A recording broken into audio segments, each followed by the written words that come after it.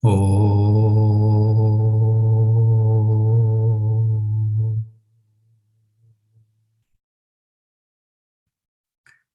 Om.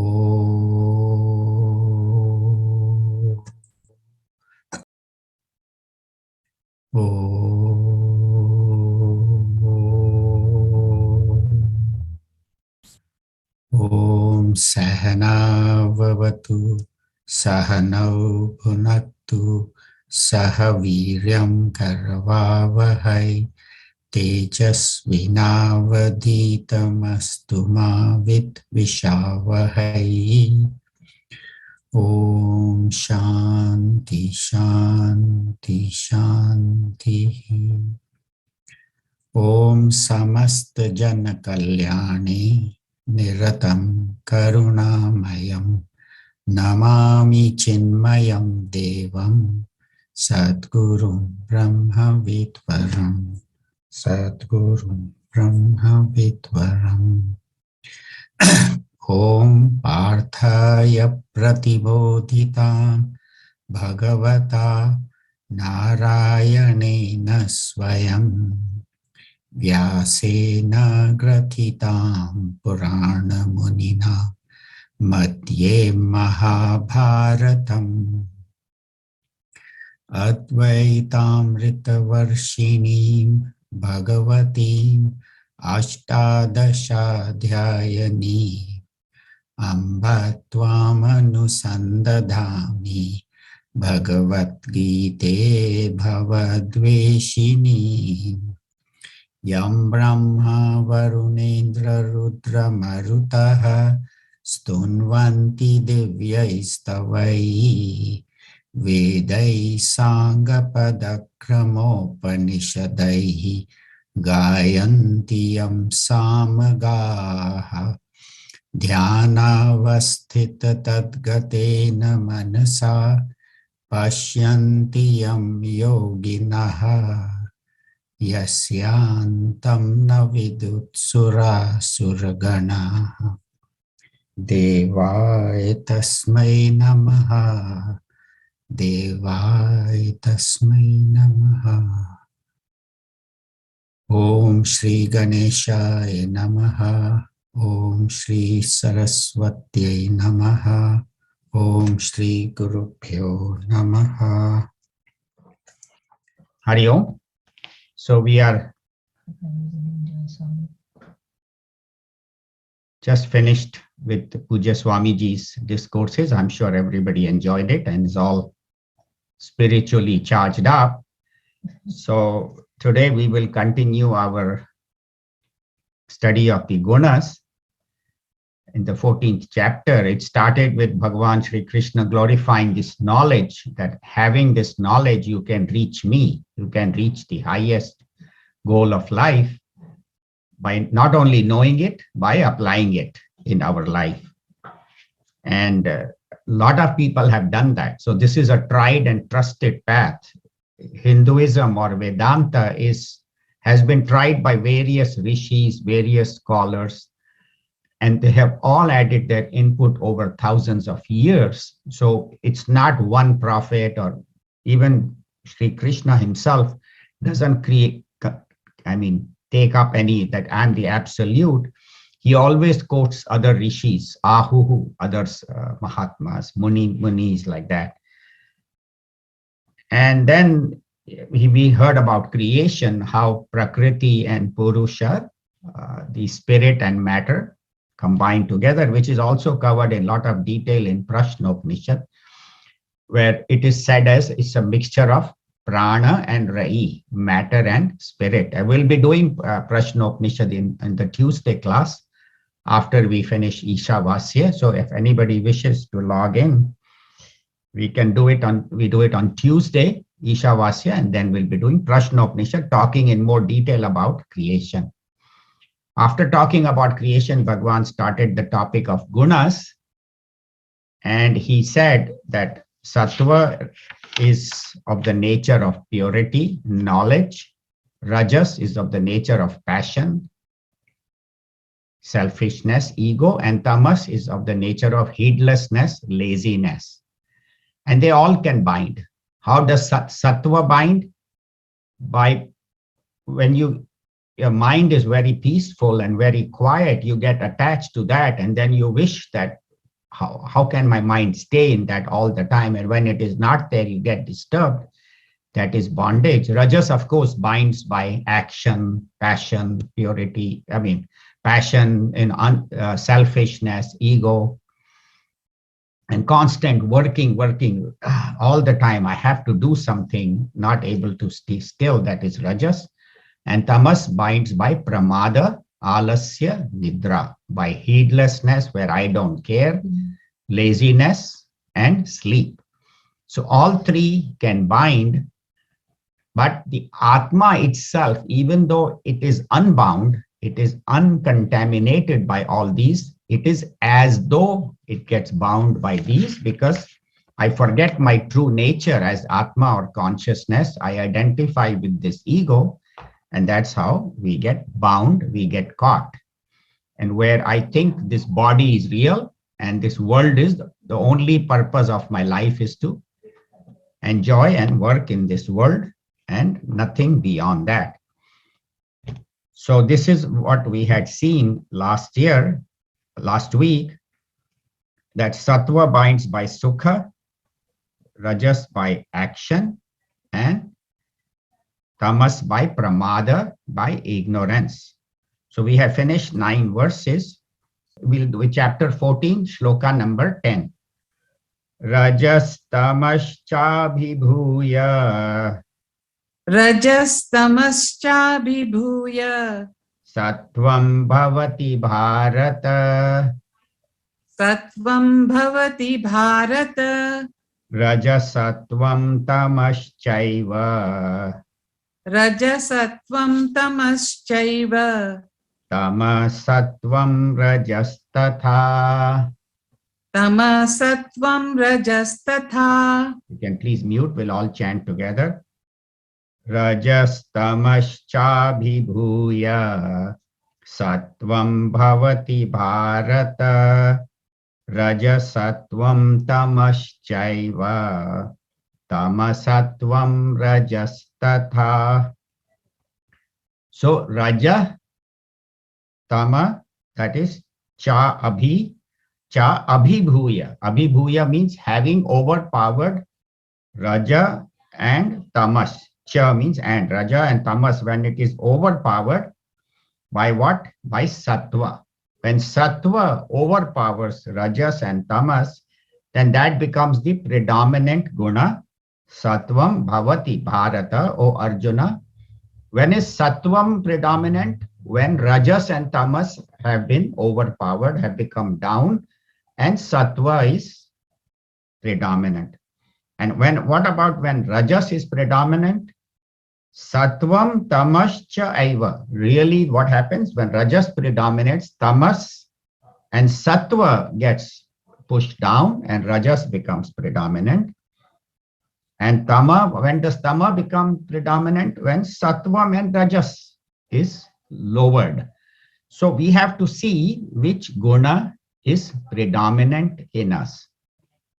And that is important, whether Rajas is predominant, Tamas is predominant, or Sattvam is predominant, which is the predominant guna. It's not only, as we have studied even last week, at different times, I may be in a sattvic mood when I'm reading something good, or when I'm listening to some good discourses, or listening to some fine piece of music. Rajas when I'm overactive, working too much, and Tamas in laziness. But it can be, an individual can be predominantly sattvic, rajasic, or tamasic, or I can be predominantly in a sattvic, rajasic, or tamasic mood, depending on which mood at that time and what is my circumstances. So from the effects, you can see the cause. Like when you see Bengal, you know there is gold as the cause. When you see a pot, you know mud is the cause. So when you see a person is very quiet, very peaceful, happy, you know that Sattvam is predominant. If he's active, passionate, working, then rajas. And if he's sleeping, lazy, then tamas. So the effect manifests as the cause, whatever the cause is. And how do we distinguish that? So I had read a very good example. He says, like if you have 100% of the personality, 20% is sattva, 20% is rajas, 20% is tamas. But that is only 60%. What happened to the remaining 40%? They say the remaining 40% is undivided, like in a political party. So now this 40%, when it goes towards sattva, then sattva becomes 60% predominant. If this 40% goes toward rajas, that becomes predominant. 40% goes towards tamas. Also in politics, we find when there's a coalition, two parties combine and they make a majority. But then when one party says, I don't like you anymore, it goes to the other side, then the party falls. So what happens is that even though I am the drishta, I am the seer, drishta, baddhaha, drishta is bound as if bound by the drishyam. Drishta vashat baddhaha. So even though I am the seer, I am the atma, the consciousness, but not knowing that, not being a witness. That's why they say always be a witness and watch. But we get so caught up in what is happening that we forget our true nature. And our true nature is Atma, the consciousness. And as far as possible, we should try and stay in Sattva. But there is a constant battle going on between Sattva, Rajas, and Tamas. Which one? Which one works, which one is more important. When sattva is important, there is peace. When rajas, there is passion. When tamas, there is sleep. You give him some work.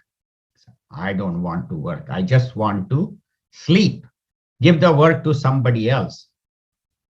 So that is tamas. And talking about sleep, when, Prajapati, when the Brahmaji made the world, he made time for everybody to sleep at night time, 6, 7 hours, 8 hours. And then he made Nidra Devi, who is the goddess of sleep. And it is she who comes and puts us to sleep. That's why you say, I pray to Nidra Devi. So Nidra Devi went to Brahmaji and said, I don't have place to stay. He said, what do you mean you don't have a place to live? You live in people's heart all night, right? 6, 7 hours. Yeah, that's not enough. I need time in the daytime also. He said, you can't have time in the daytime. Daytime people are supposed to work. You only have place to live at night. She said, no, I must have place in the daytime. So Brahmaji said, okay, you can go ahead and live in Vedanta class, in Bhagavad Gita class. That's where people very comfortably go to sleep. So Nidra Devi, so if sleep comes, remember Nidra Devi is predominant. So that's why when I find people getting tired or sleepy, I try to tell a joke or a story, because then you don't want Nidra Devi. But that's what Brahmaji said. You can comfortably sleep in Vedanta class. That's why what is the definition of professor? Professor in college. Professor is one who talks in other people's sleep. That is the definition of professor. So that's what they say, that Nidra is predominant in tamas. How about rajas? Rajas says, I want to work, even if it harms others. Like think about global warming now.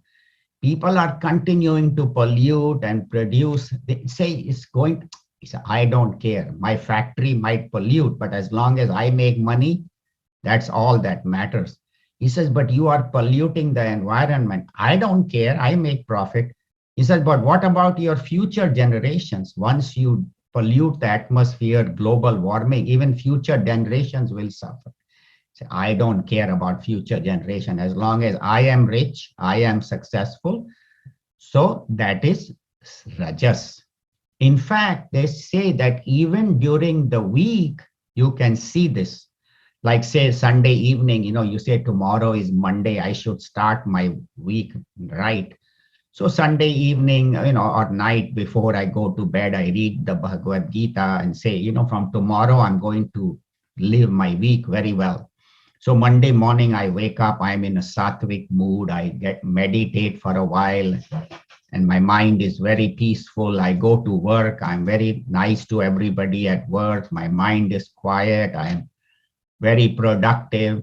And then I lunch, I have a brief lunch and I go for a nice walk, chanting the mantra, chanting God's name, come back, my work goes well, I come back, I am in a very good mood, I go to sleep. Tuesday, little less, because now work is kind of piling up, so I do work and it's getting busier. By Wednesday, I'm so caught up in my work and boss is yelling and people are fighting and then Rajas becomes predominant. I have to get this deadline. I have to work and I compete with people. Now this guy is trying to cut me down. So that is Rajas. And then by Thursday, all my energy is dissipated because I worked so hard. So Thursday evening, slowly, work gets less. And by Friday, I can't wait. Weekend again. Now I have to. So Friday, I hardly do any work. Why? Because tamas is now slowly seeping in. So you can see that from Monday to Friday, how sattva, rajas, and tamas by Friday evening, I say, forget it. Now I am going to enjoy. So I go out for a party and stay out late at night till 10, 11, 12. Why? I work so hard all week. I have to relax and have fun.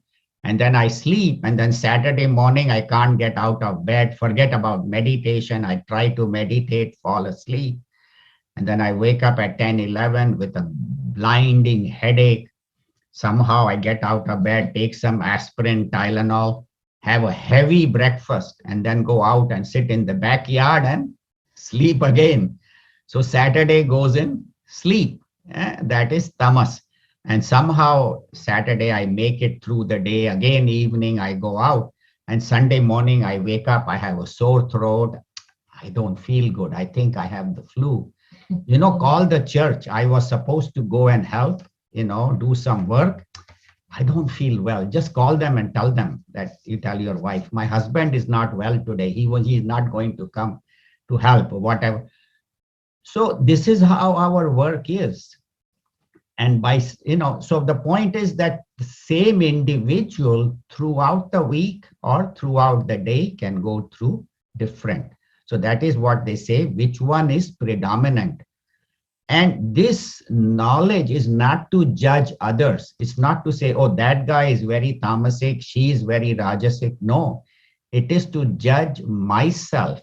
Am I spending time more in sattva or more in rajas and tamas? So now Bhagwan will tell us how we can tell that sattva is dominant in me or rajas or tamas. So we'll do verse number 11. Sarvadvareshu dehesmin Sarvadvareshu dehesmin prakasha upajayate Prakasha upajayate jnanam yada tada vidyat Gnanam yada tada vidyat vivridham sattvam ityuta. Vivridham sattva Sattvam ityuta. So he says, when do we know sattva vivridham? Sattva is predominant. Iti uta, that's how you know for sure when sattva is predominant. How? Sarva dvareshu asmin dehe. In this body, the seventh case, sarva dvareshu, from all doors, prakasha upajayate. Prakasha means light comes. Light here means light of knowledge. So what are the doors? As we said, the eyes, the ears, the nose, all the sense organs. And Gurudev in his commentary says there are seven openings. Seven means the mind and intellect also. So eyes see the forms, ears hear the sound, nose the smell, tongue the taste, skin the touch, mind feels emotions, and intellect the world of thoughts. That's why Gurudev says seven holes. So seven ways we communicate with the world. So when in all of these, There is prakasha. Prakasha means the light of knowledge, jnanam. That's why he says, when the light of knowledge is shining, that means when this knowledge is clear, yada, when it happens, tada vidyat, then know that sattva is predominant. So as we said, light means there is knowledge.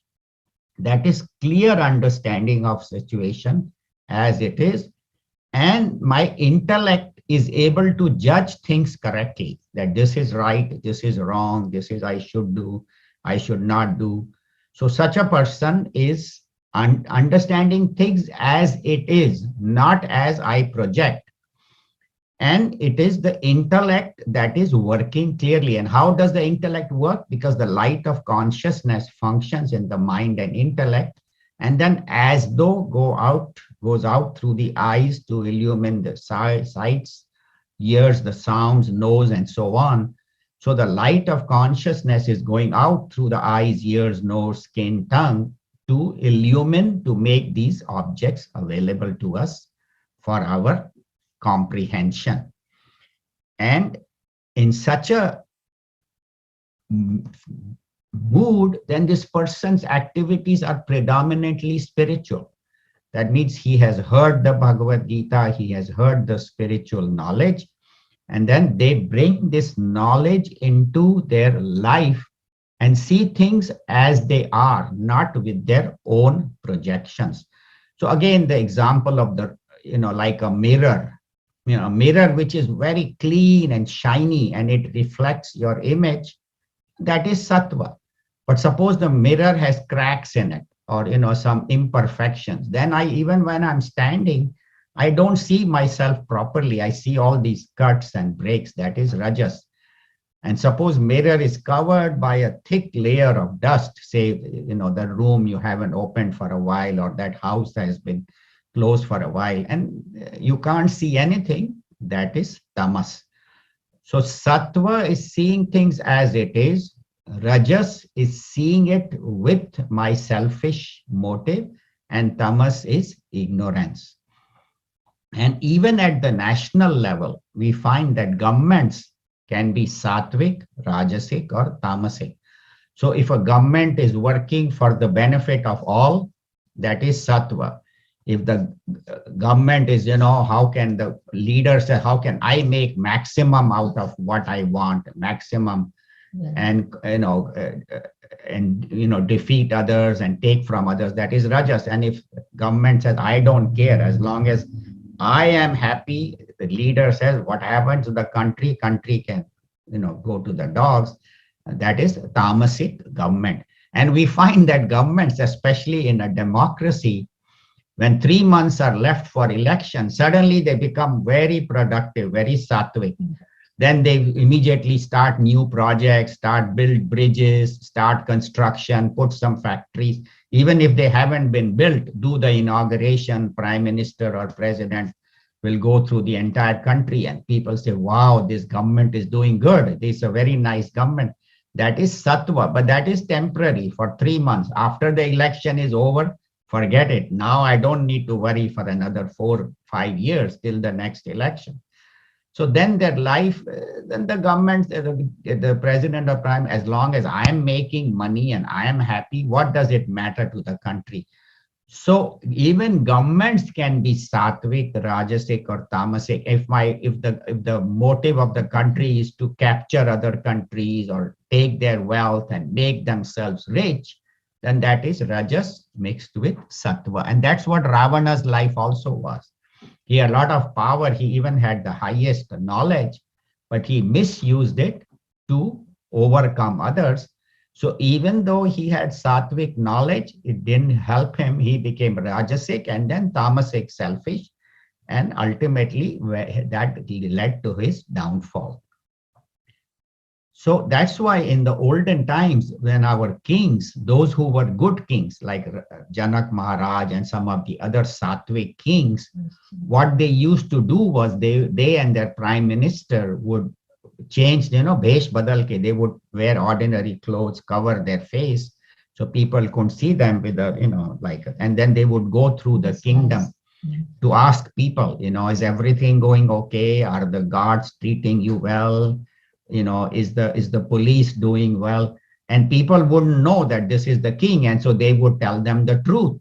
So that's how they would judge, is the country on the right path or not. And then if there's somebody, because the king otherwise staying in the palace doesn't come to know, and then they would fire people who were not doing a good job. So that is called a sattvic king. So what this tells us, that I should live my life very alertly, alert living, and be alert. Okay, my mind is now in sattva, which is in the morning, and then rajas, I have to work, I need rajas.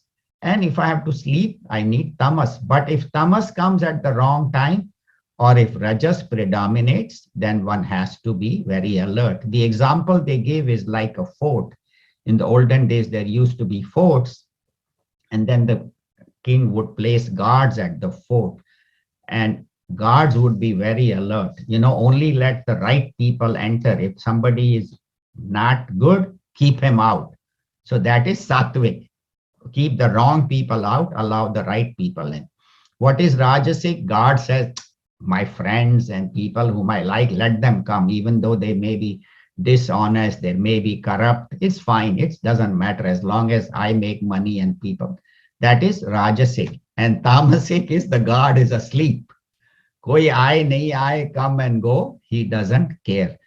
So the same thing can be applied in all our activities. Same thing for our children. We have to live very alert. Of course, most of us now have grandkids.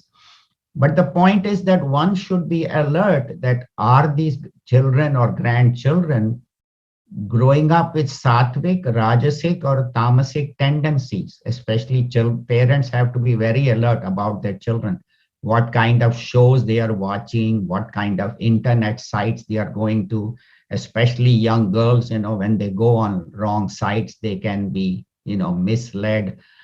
So alert living, not only for us, but alert living for our children and grandchildren, to make sure that they are also watchful, that what are the activities they are doing, who are their friends, whom are they socializing with. So that is called sattvic living, not only for us, but also for our children and grandchildren. So alert living and allowing only the right kind, just as the fort, you allow the right kind of people to come in.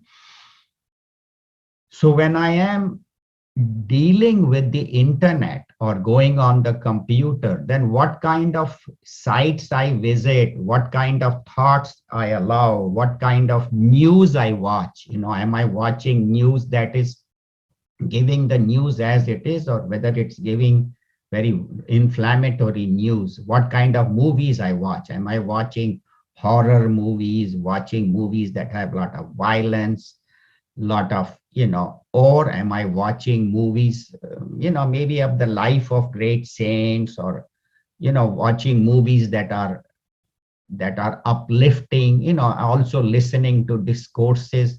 If I'm on the internet and if I see a discourse by a acharya or a swami whom I like to hear, am I listening to that, or am I switching to something?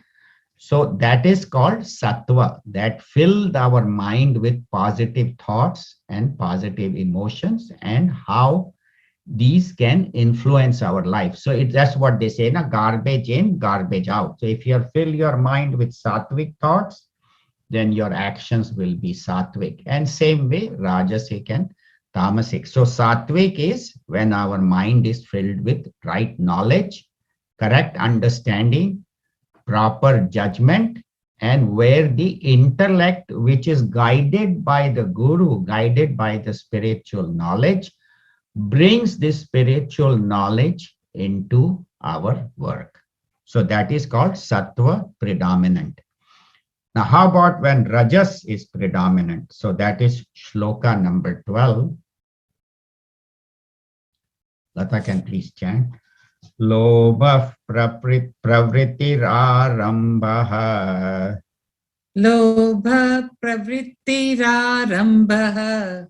Karmanamasamasprüha. Karmanamasamasprüha. Rajasyetani jayante. Rajasyetani jayante. Vivridhe Bharatarshava.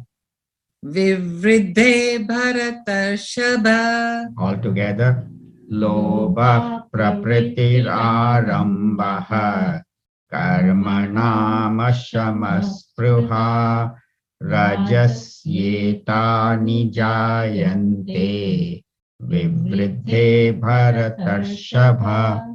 So Bharatarshava, O Arjuna, who is the best among the Bharata family. He's calling him Arshabha, which means the bull, because India was an agricultural economy. So bull was worshipped.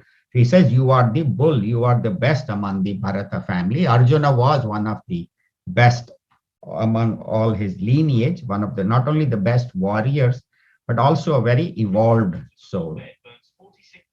So he says, what happens when Rajas Vivridhe, when Rajasa is predominant, O Arjuna, Bharatarshava, how do I know? How do we know this person is Rajasic? Lobha. Lobha means greed. Greed. That's why Mahatma Gandhi said there is enough for everybody's need, but not even enough for one person's greed in this world. So Lobha is greed, and we'll talk about that. And Pravritti means activity, unnecessarily working too much. Pravritti. Work is good, but work has to be governed by sattva and has to be regulated. And karmanam arambha, and beginning activities. Beginning activities means the ego that I am doing it, I am beginning, but the idea should be that Bhagwan is doing everything. I am his instrument. But when the idea comes that I am starting, I am beginning, that is karmanam arambha, that is rajas. And ashama. Shama means quietude of the mind. Ashama means lack of quietude, agitation of the mind. And spruha means intense longing, desire that I must have it, I must have it. I don't care how many people, and we'll talk about that. And etani jayante, and these all increase when raja vivridhe, when rajas becomes predominant, then there is greed, activity, beginning of activities, lack of peace, and longing. So greed, as we said, is that I must have it at all costs. And there is never end. I must have, and I want more and more and more.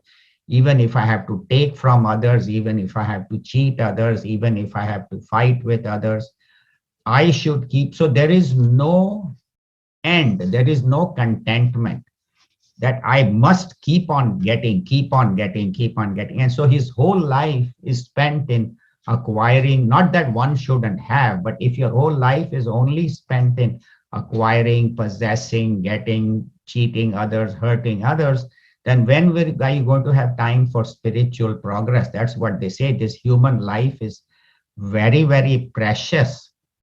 So activity is good, but take out time where you sit and contemplate. So constant greed, and why? That I must have it. And then activity means I have 3 businesses. Now I'm going to open a 4th business. Why are you opening a 4th business? Do you need the money? No. Do you have time? No, I am very busy. Then why are you opening a 4th business? I need to keep growing. People need to know. I need to become famous. He said, how about kids? When are you going to spend time with kids? I am so busy. I'm running my 4 businesses. I don't have time. And then what happens? Kids grow up, go to college. And then this guy says, I call the kids. They don't respond to me. They don't call me. They don't talk to me. I can't relate to my kids. Why? Because when they were growing up, you were out making money. Again, not that one shouldn't work, but one has to balance our life. I know one person who was so busy in building his businesses. He told me, he says, Anil, I cannot relate to my children because when they were young, I was out making businesses and growing money. And now they've gone to college, they are married, and I don't feel a connection with them. So that is what it is, that this idea that I work at all cost, what does that do? It fattens my ego that I have so much business, I am so rich, I am so successful. And in the process, you neglect your family, you neglect your health, working so hard. I don't have time to, exercise, I don't have time to eat properly. I eat in a hurry. And that's what the typical thing is, breakfast quickly, lunch quickly, and then dinner when 10 o'clock at night.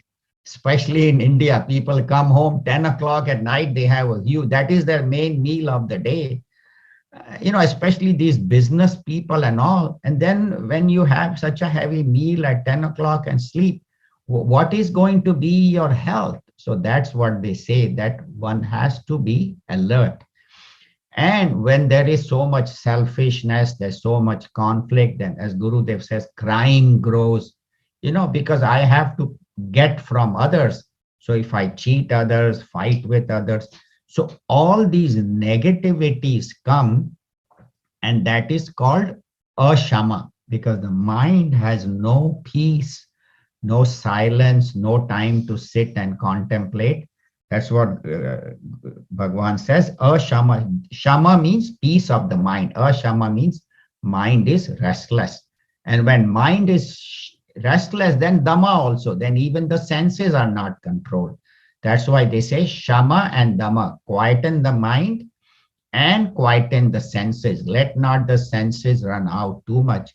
So that's why Shama and Dhamma are very important. And in the Sadhan Chatushtaya, the Shat Sampatti, that do I have peace of mind and do I have control over my senses?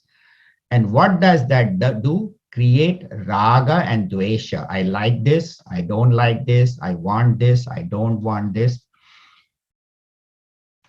So in the process, I fight with others and I get into conflict. So they say not only watch your actions, but watch your mind. Where is my mind at this moment? Is my mind in sattva, rajas, or tamas? And when I find a lot of conflicts, a lot of problems in my life, then it should be very clear that my mind is in rajas. And more important is the motive. It's not the action, but with what motive I am doing. So a rajasic person, he goes and he sees a forest or he sees a beautiful, landscape. He says, you know what, this is a perfect place. I'll cut down all these trees. I'll buy this property, cut down the trees and sell the lumber. And then I'll put a condo and put on a shopping mall. So his idea is not to enjoy the land or the forest his whole idea is how can I make maximum profit with minimum benefit, with minimum work, maximum profit with minimum work. That's why Gurudev said our motto of the Chinmaya mission is maximum happiness to maximum people for maximum time. But a Rajasic person is maximum happiness for me and for the longest time. And if other people are suffering, I don't care. If they benefit, it's okay. If not.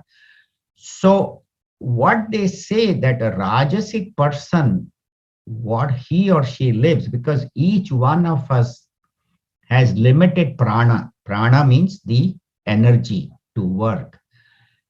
And a sattvic person, when he takes up a project, he will make sure that all his pranas and energy are directed to finishing the project. He will see it to the end.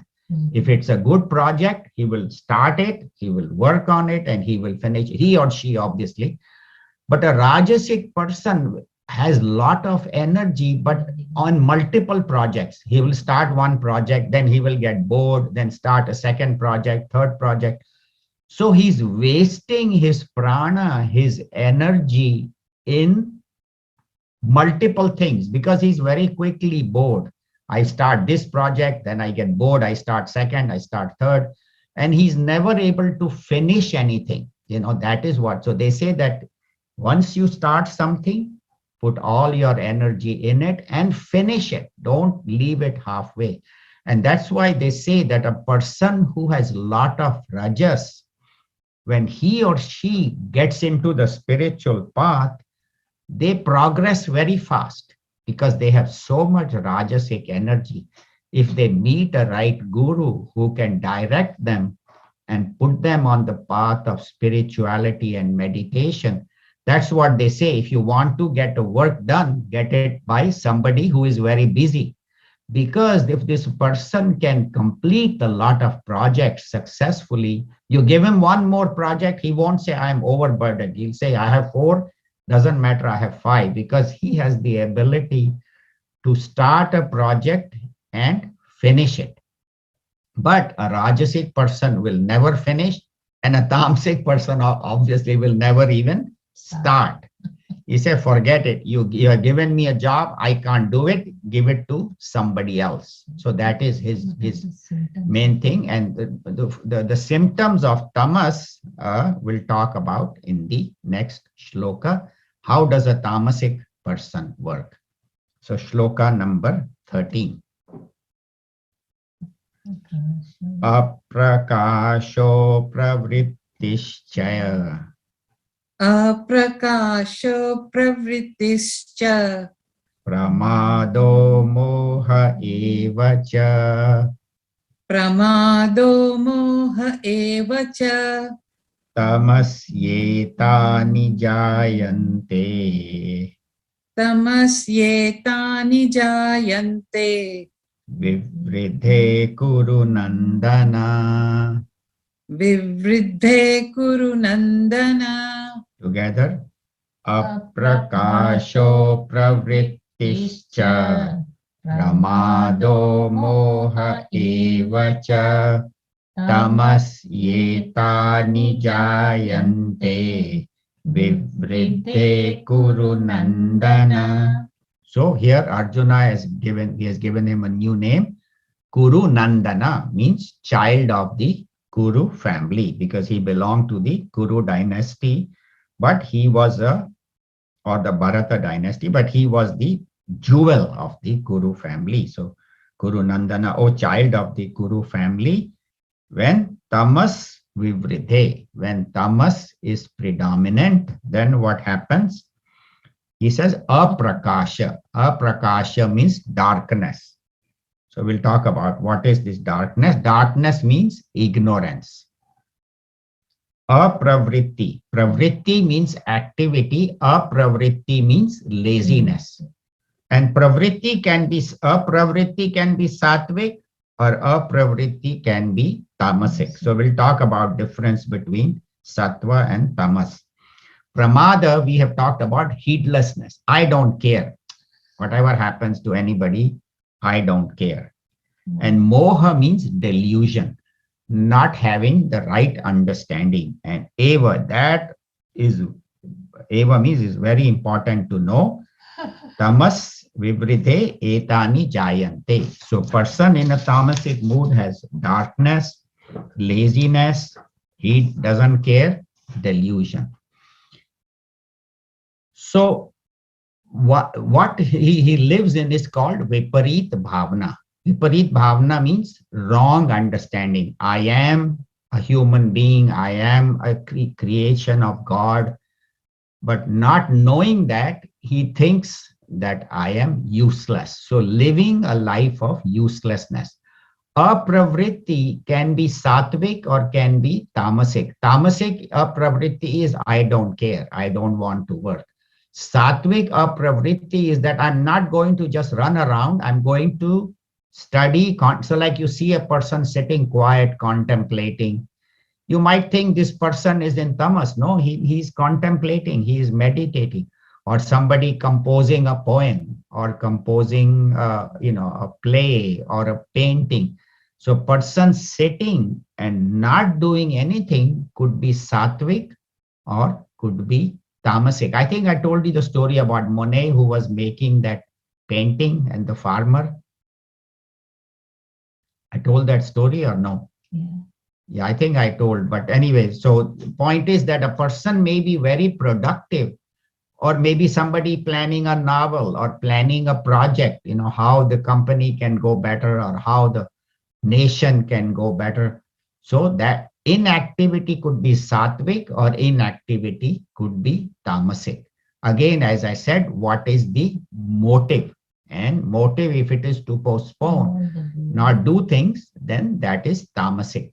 But then what do these tamasic people do when they get out and they do work? What do? They do either extremely selfish activities or they do activities that promote tamas. That means drugs, drugs, alcohol, gambling, so even when they go out, their activities are ones that take them downward instead of taking them upward. So even when they are working, they are doing these kind of activities, where their place to go, Las Vegas, go and spend a week there, a weekend there. So that's why in the Sanat Kumaras, who were sons of Brahmaji, they have a very beautiful text called Sanat Sajatiya. And they say it very beautifully, pramado eva mrityuhu. So if you're living in pramada, that is mrityu. That is as good as you are dead. A tamasic person, if he doesn't contribute to society, then he becomes a burden on society. And that's what they say. If you look at their eyes are dull, their skin becomes dull because years of not doing anything. And you say, why don't you work for the welfare of society? He says, I don't even work for my welfare. Forget about welfare of society. He says, society is supposed to take care of me, even though he's healthy. He live on welfare, every month check is coming. Sometime in the past, he had got hurt. And so he keeps on living. And their life is life of infatuation, where they get attached to the wrong things.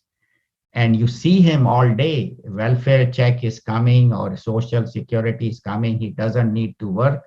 So what does he do? Play video games all day, either playing video games or, living in this wrong understanding, infatuation. So that's what they say, that such a person may as well be dead. Mrityu vai pramada. So pramada becomes death if you live this kind of life. So here today we did 4 shlokas.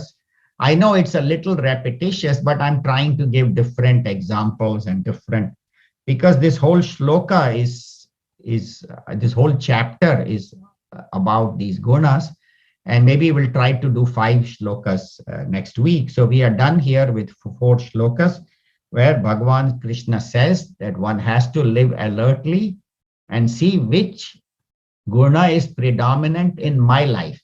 Am I predominantly sattvic, rajasic, or tamasic?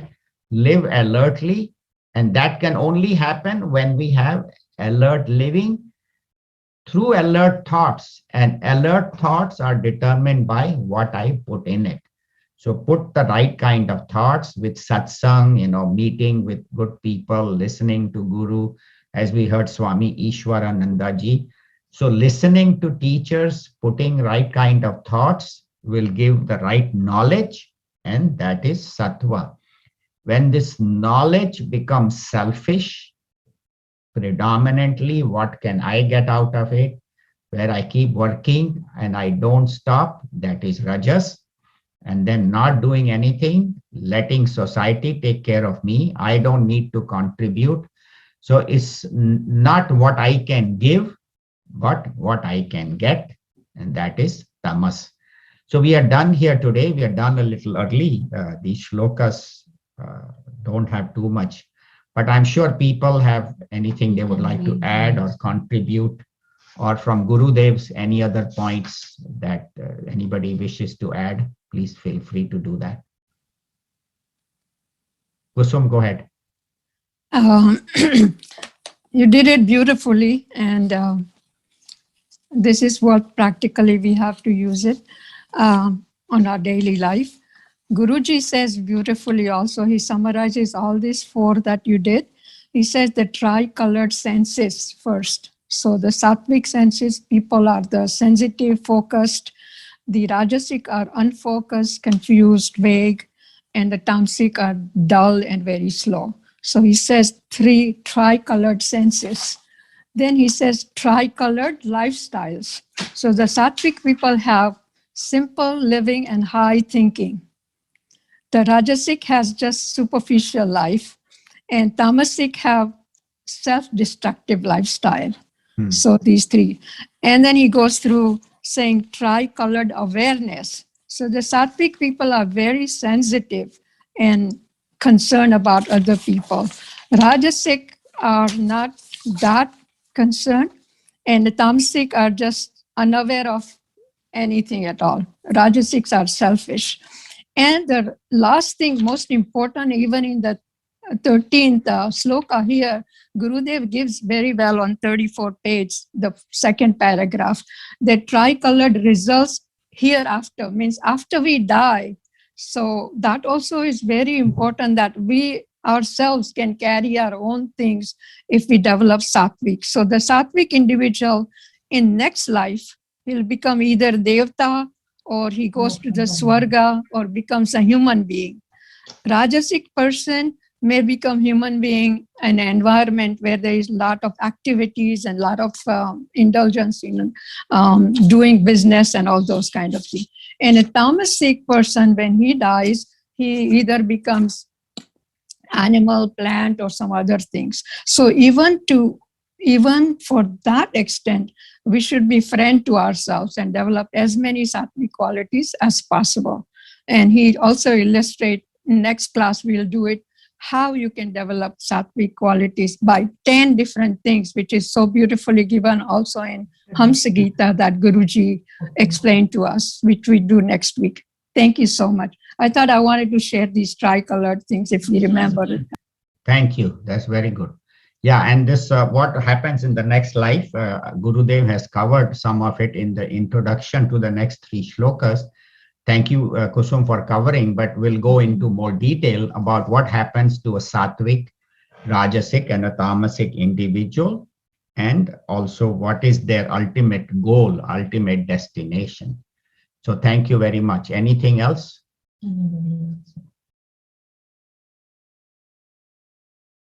Lata, any question, anything you would like to add?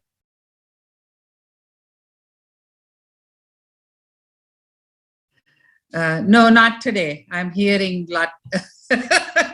Thank you. Swamiji said last week that listen more and contemplate on it. So that's what I will follow. Thank you. Satish Bhai. Hari Om, yes. Hari Om. No, I think you have done a very good job in explaining all this multiple times. And the way I look at it is just like you indicated, that you have to watch your mind at all times. And I think to be in sattvic mode, that is what is required. The other two don't require any effort, because that comes naturally to us. But for being in the sattvic mode, you have to pay a lot of attention and you have to practice it. So that way, just like what we practice, I'm not the body, I'm not the mind, I'm not the intellect. Just the same way, we have to just think that, does this action that I'm going to do, is this going to benefit others or not? And that type of thing. So you have to always constantly think and watch your mind at all times. So that way you eventually create an environment in yourself, within yourself, that you are predominantly in sattvic mode at all times. That's my thought. Thank you. Anything else? I had one question about an offline subject, but about meditation. Yeah. You know, when we start the meditation and then we start with a mantra and we do the japa and all that, we do mala or whatever. And beyond that, you know, you have a Lord's picture in your mind when you start out. But then when you go beyond that, your mind wants to see, it has to have a picture. It has a picture at all times in your mind. So because you go beyond the thoughts, meaning that you have a thoughtless stature, you don't, your mind doesn't want to see anything. Is that what happens? Because I have not been to that level, so I'm just trying to figure it out. Right. Well, I think the question is whether you're doing saguna upasana or nirguna. Suppose you are meditating on a particular form of your Ishta Devta, whether it's Bhagwan Krishna or Lord Shiva or whatever, then you contemplate upon that form, chant the mantra of that form, and when the Right. mind becomes still, then it merges into that form. But what they say is the Vedantic meditation is you take a particular passage, or a particular Okay. shloka, memorize some shlokas that Mano Buddha Ahankar Chittani Naham Chidananda Rupa, even one verse, or that Prata Smarami, they chant, and those verses, even either you can memorize them or at least know the meaning of them. And then you say in the morning, I Prata Smarami Hridi Sansfurdatva Tattva. Maybe I can translate that. We have a little time. Maybe we can do that. So Prata Smarami Hridi Samsritatva Tattvam. So in the morning, I remember that the light of consciousness that is illumining within, Satchit Sukham Paramahams Gatim Turiyam. So in the morning, I meditate on my nature, which is Sat Chit Anand, which is Brahman, Right. consciousness, which is Paramahamsa Gatim. All the great saints want to reach that state or have reached that state. I wish to contemplate on that state. That is my own nature, which is Turiyam, which is the fourth state. Right. Waking, Correct. dream, deep sleep, and Turiyam. Yat Swapna Jagra Sushuptama Vaiti Nityam. This I had memorized long time ago. He says that state of consciousness which is there in Swapna Jagrata Sushupta, waking, dream, and deep sleep, Avaiti Nityam. That state of consciousness which is always there in waking, dream, and deep sleep, and beyond those, the Turiya state, that Brahma Nishkalamaham Nacha Bhuta Sangaha. I am that partless Brahman, not this collection of elements, not this body, which is 5 elements, Bhuta Sangaha. So that is the first verse, that I am that partless Brahman, which at this moment is functioning through this body in waking, dream, and sleep. And then Prata Bhajami Manasa Vachasama Gamyam. He says that I pray to that which mind and speech cannot reach. With speech, I cannot describe Right. it, mind cannot think it. But Vacho Vibhanti Nikhila Yad Anugrahena. It is that consciousness because of which I am able to speak and think. So turn your attention to that. The neti vachanai nigramaha abodu. So all the scriptures say, not this, not this, not this. It's not this body, not this mind, not this intellect, not these pranas, not this vasanas, not this form, not this world. So when you say everything, not this, then what is left? Deva Devam Ajam Achyutam Ahuravyayam. So that is said to be the God of all gods, that unfallen, which is you can call Krishna or Shiva, but that is my own true nature as consciousness. And Prata Namami Tamasa Paramarka Varnam. So I meditate upon that sun, the light of consciousness within, which removes all darkness.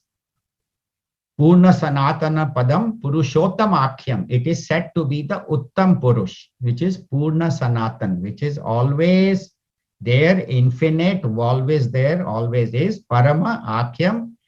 And how? Just as a rope upon a stake. Yasmin idam jagata shesham ashesha murtau rajvam bhujangama eva pratibhasitam vai. He says, just as on the rope, the snake is shining because of ignorance. So on this consciousness, this whole world is shining, appearing, but actually it is unreal, just as the snake is unreal. So that light of consciousness I am. And so memorize even one of those 3 verses and contemplate upon. Prata Smarami is very good, or Mano Buddha Ahankar Shankaracharya Ji's is very good. So anything, even the first verse of what is that? Aham asmi sada bhami kadachin naham apriyaha brahme vaham atasiddham satchidananda lakshanam. What Advait Makaranda. Just pick up the first verse of Advait Makaranda. It's most beautiful. So pick any one verse, memorize it, and even if you don't memorize the Sanskrit, know the English meaning. Yes. So know the English. But, yes. Yeah, go ahead. No, my question is regarding, you're still in the thought process, Right. thoughtfulness. Right. How to transcend into thoughtlessness? That is, I haven't done it yet. When I reach, I will let you know. But I think what you do is what they say you should do is that from thought, you focus on that one particular thought and let that become the predominant thought.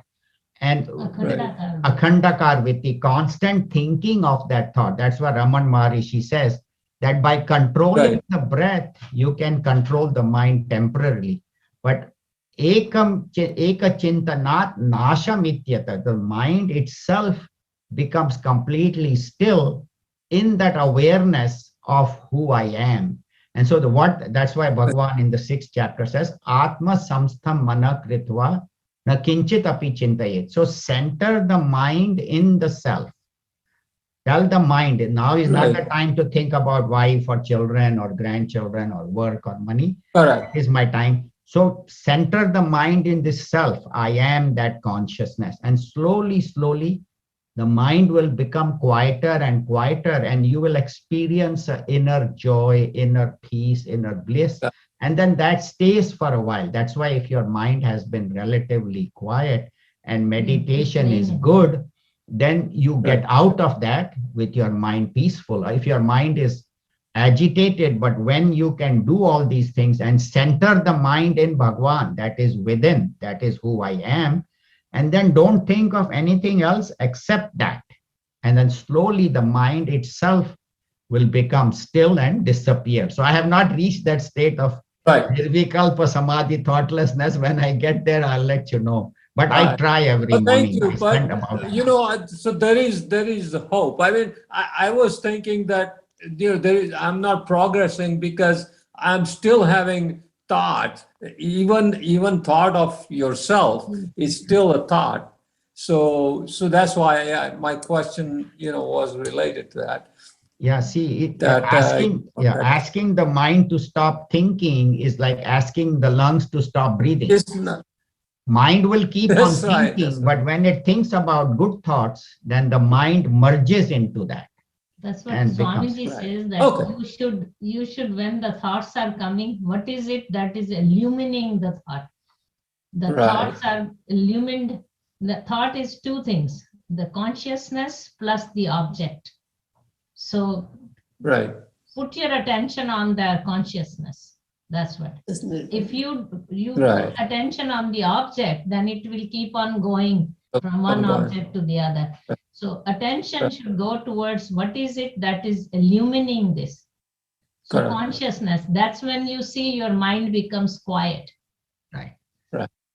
Well, thank you. I appreciate that. Thank you. So when your attention is on consciousness, as Neeru said, the mind becomes quiet. Because you cannot consciousness, you cannot know, because it is the Sakshi itself.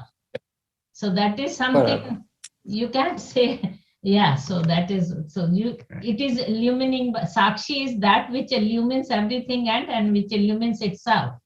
Other things are the ones which, So that is what. Thank you. Very good. Well, thank you both. I appreciate it. Same way, I also practice sometime if the mind is racing too much, just become a witness and watch the mind. Okay, the mind is racing, mind is running, but I am not the mind. So the moment you develop this Sakshi Bhava, as Neeru said so very beautifully, then your mind, again, when it's like a child, like a thief, when it's running around, and when the policeman comes, the thief becomes quiet. So the mind that is running around, when it is watched, it becomes.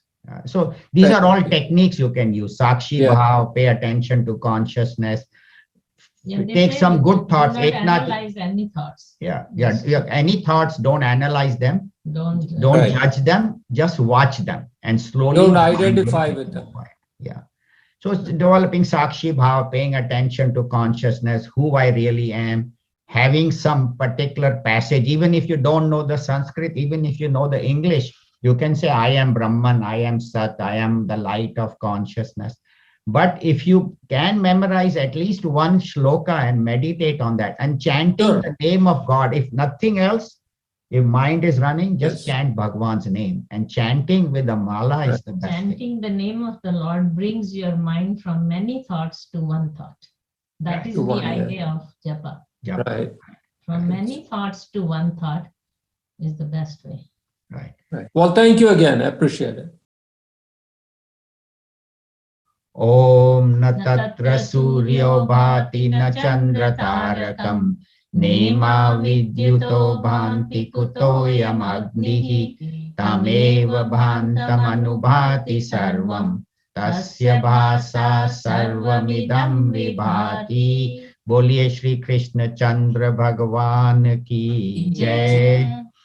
आरती श्री चिन्मय सद्गुरु की दिव्य रूप मूर्ति करुणा की। आरती सद्गुरु की चरणों में उनके शांति समाए। शरणागत की भ्रांति मिटाए। पाप ताप संताप हरण की। आरती श्री चिन्मय सद्गुरु की। आरती सद्गुरु की। वेद उपनिषद गीता को गाया। धर्म सनातन फिर से जगाया। शुद्ध नीति प्रीति शंकर की। आरती श्री चिन्मय सद्गुरु की। आरती सद्गुरु की। सिद्ध बाड़ी की तपो भूमि में नित्य विराजे गुरु हमारे। भक्त हृदय आनंद श्रोत्र की। आरती श्री चिन्मय सद्गुरु की। आरती सद्गुरु की। आरती सद्गुरु की। बोलिए श्री सद्गुरुनाथ महाराज की जय। Everybody can please take the आरती। कायेन वाचा मनसेन्द्रियैर्वा बुद्ध्यात्मना वा प्रकृते स्वभावात् करोमि यद्यत् सकलं परस्मै नारायणायेति समर्पयामि। नारायणायेति समर्पयामि। सर्वे भवन्तु सुखिनः। सर्वे सन्तु निरामयाः। सर्वे भद्राणि पश्यन्तु मा कश्चित् दुःखभाग् भवेत्। ॐ असतो मा सद्गमय तमसो मा ज्योतिर्गमय मृत्योर्मामृतं गमय। ॐ शान्ति शान्ति शान्तिः। हरि ओम श्री गुरुभ्यो नमः। हरि ओम। Thank you very much. Hari Om.